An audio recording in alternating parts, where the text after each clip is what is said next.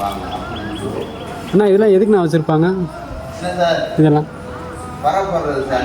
சரி சரி. ஆ நெல்பொரி காசு இதெல்லாம் இருக்குது. அதுக்கு பணம் கட்டுனீங்கன்னா இதில் கொட்டி கொடுப்போம் அவங்க வச்சு. சரி சரி. இதில் பறையில இதில் போட்டுருவோம். நீங்கள் கொடுக்கணும் சாமியை வேண்டிக்கிட்டு. சரி சரி. அதில் கொட்டி இதில் கொட்டி அதை ஃபுல்லாக நிரப்பணும்.